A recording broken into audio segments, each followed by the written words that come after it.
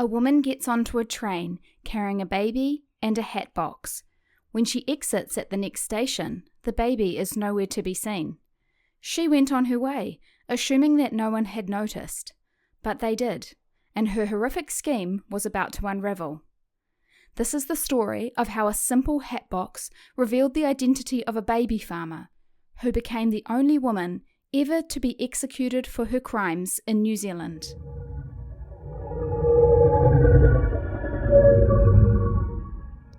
Wilhelmina McCulloch was born in Scotland on the 2nd of September 1844 as the fourth of 8 girls.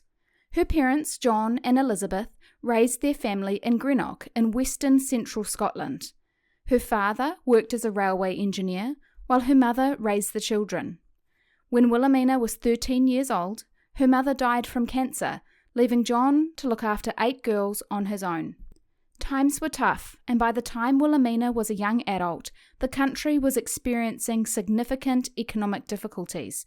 Thousands of Scots were seeking greener pastures overseas, and she decided to join them. In the early 1860s, she travelled more than 15,000 kilometres or 10,000 miles by ship to the new settlement of Australia. This country on the other side of the world was meant to offer her a fresh start, but all it gave her was heartbreak. She fell in love and became pregnant, but the man refused to marry her. She ended up with 2 daughters, no husband, and no way to support herself. In 1868, she packed up her life once again and travelled across the ditch to make another start in New Zealand. It was yet another opportunity for Wilhelmina to make her name for herself, and she did, in the most horrific of ways. When Wilhelmina first arrived, she settled in the city of Invercargill, which is one of our southernmost cities. She got a job teaching at schools in the area and explained her fatherless daughters by saying her husband had died. A few years later, she married an innkeeper and shepherd by the name of Charles Dean. She changed her last name to suit and started going by the name Minnie. At first, things for the couple went well.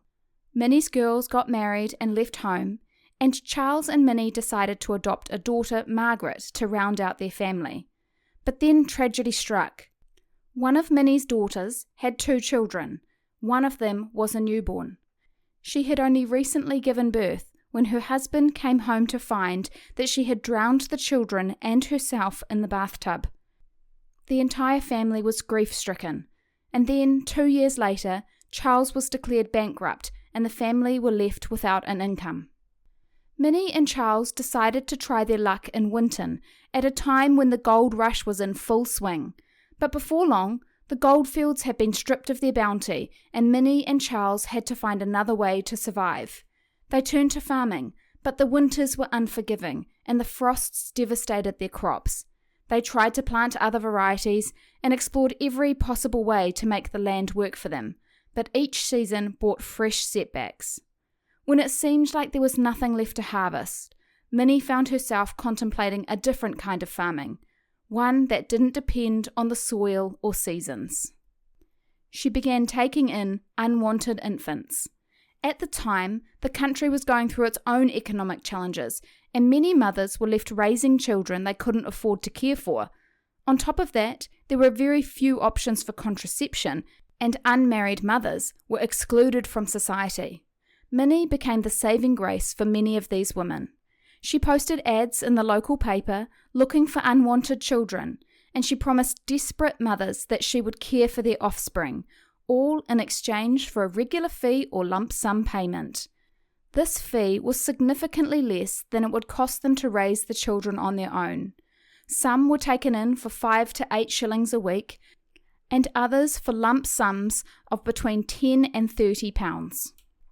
At the time, this practice was known as baby farming, and it wasn't that unusual. Most of these parents handed their babies over to Minnie on the understanding that once they were back on their feet, they would return to take their children back. For many, leaving them with Minnie was only meant to be a temporary measure. With their new venture well underway, Minnie and Charles's finances began to improve. They bought a large house and opened their doors to even more children. But just 2 months in, the house burned down, and they were forced to move into a smaller cottage on the same property. Now there was Minnie, Charles, Margaret, and any number of children living in a cramped and cold 2-bedroom home. Despite the circumstances, in 1890 the couple went ahead and formally adopted another girl, 5-year-old Esther. Just a few months after Esther joined the family, a 6-week-old baby in Minnie's care died from heart and respiratory problems, and then another died from convulsions. It's important to know that infant mortality during the late 1800s was extremely high. On average, 15 to 25% of infants wouldn't survive their first year. Compare that to now, when the infant mortality rate is around 2.9%.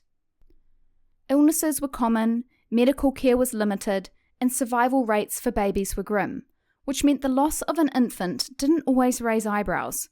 In fact, it almost felt like babies surviving those times seemed to be more the exception than the rule. It was this context which allowed Minnie to cover up the horror of what was really going on at her baby farm. Given the state of healthcare at the time, Minnie was able to talk herself out of any responsibility for these 2 deaths. A coroner's inquest recommended that Minnie improve the children's living conditions, but rather than improve, she just got better at concealing what was really happening. Because baby farming was so common, no one questioned the number of children passing through Minnie's care. But after the inquest on those 2 deaths became public knowledge, her neighbours began to notice that children would frequently arrive at her home and then never be seen again. Sometimes parents of the children would come by asking to see them. Some had changed their minds and wanted to bring them home, while others just needed the reassurance that their little ones were safe. Minnie would give them all kinds of excuses as to why she couldn't produce the children. She would claim they were too sick to be disturbed, or they were simply out. Her explanations were different every time, but they were believable enough. At least they were for a while. The parents would leave with assurances that they would come back later, but most of these families would never see their babies again. Neighbours also noticed that for a home which was supposedly full of children, it was suspiciously quiet. Rumours began spreading through the neighbourhood that Minnie's farm had a dark side and she wasn't to be trusted. Some said she was using an assumed name to collect children and payments, but there was no such thing as child welfare laws, and there wasn't much anyone could do. Then, in 1893, Minnie came to the attention of the police again, when a boarding house manager called to report that a woman had come on her own, stayed for 3 nights, and left with a 3-week-old baby. The police tracked Minnie down and removed the child from her care. The officer's report said, quote, "I believe this woman would have killed or abandoned this child before she got to Dunedin, if it had not been taken from her," end quote. Even with that strange incident, it wasn't until 1895 that the extent of Minnie's activities at the farm came to light. In May that year, a railway worker noticed her boarding a train with both a baby and a hat box, but when she disembarked, she was only carrying the hat box, and it seemed to be much heavier than when she had got on the train. Luckily, the man was aware of Minnie's reputation, and he approached the authorities to tell them what he had seen. Finally, the police became involved. When they searched Minnie's property and dug up her garden, they found the bodies of 2 infant girls and the skeletal remains of a young boy buried in shallow graves. A coroner's inquest revealed that one baby had been suffocated, while another had died from an overdose of the drug laudanum, which was commonly used to sedate infants. As word spread about the investigation, a woman came forward to say she had given her 1-month-old granddaughter, Eva, to Minnie when she couldn't afford to feed her. When the woman was shown the clothing which one of the buried babies was found in, she confirmed they belonged to Eva. The coroner was unable to determine a cause of death for the boy, but it is believed that he drowned while in Minnie's care, and she buried him to cover it up. The second infant was later identified as Dorothy Edith Carter. The discovery of 3 bodies confirmed that Minnie Dean's baby farm was not a place of refuge, it was a place of death. Both Minnie and Charles were arrested and charged with murder. At her trial in 1895, Minnie's lawyer attempted to argue that the deaths of the 3 children were accidental. According to Minnie, she only buried the babies so she didn't get a bad reputation in town. But the couple's 2 adopted daughters, Esther and Margaret, testified at the trial about what had really gone on at the farm. They shared that there were many instances where a child disappeared and Minnie would say she had given them to someone else or returned them to their parents. One of these children was the young boy found buried in the garden. They also recalled that Minnie had a habit of getting drunk. She had favourites amongst the children and would abuse those she didn't like, even when she was sober. When she wanted to make one of the kids disappear, she would have her oldest daughter take all of the other children out of the house. When they returned, the child would be gone. 5 children were found at the Dean home when Minnie was arrested, and they were taken into the care of a state facility. The case was sensationalised in the media, and members of the public travelled from far and wide to observe the court proceedings.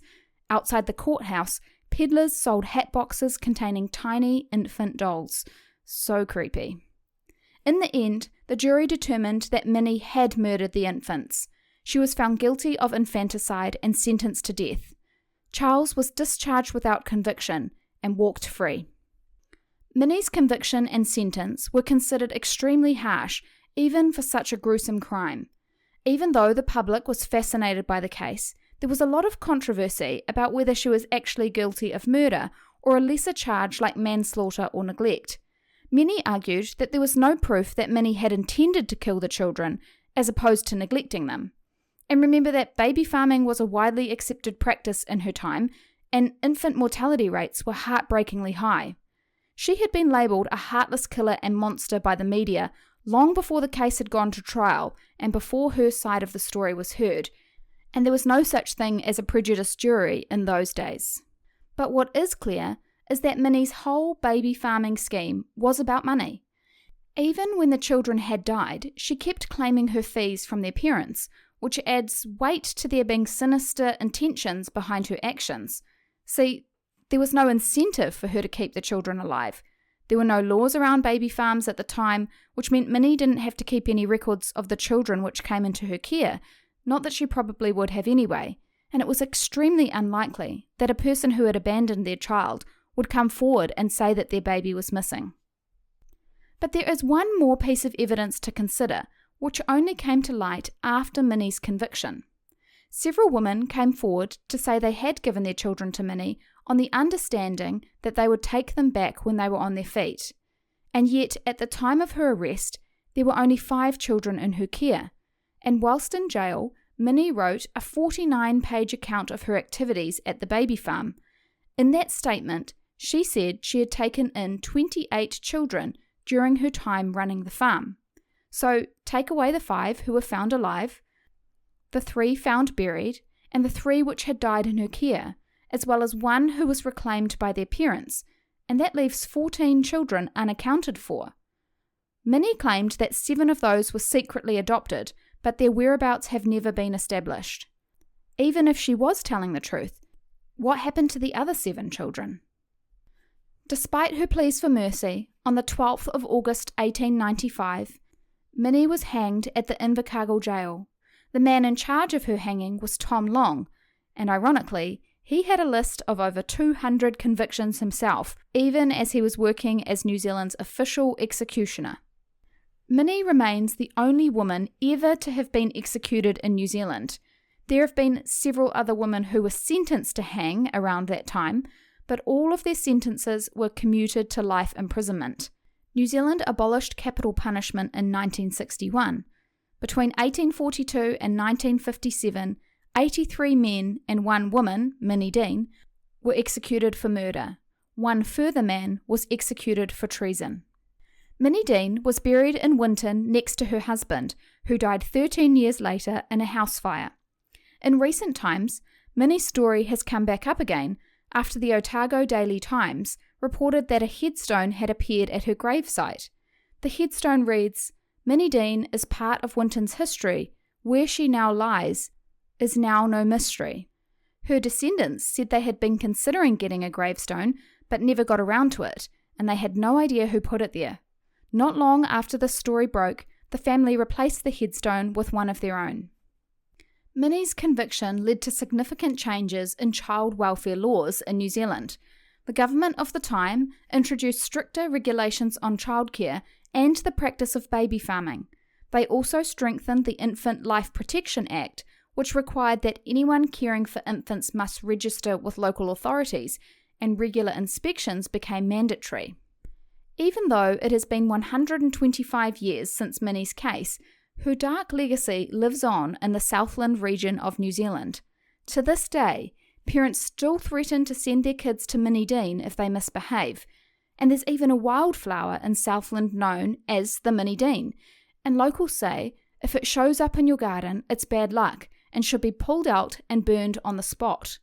Local folklore also says that nothing will grow on her grave, as if the earth itself refuses to forgive her.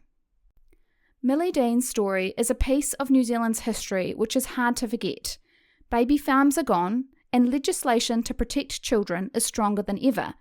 But I can't help wondering if in modern times there are even more children who slip through the cracks, hidden, forgotten, or let down by the systems meant to protect them.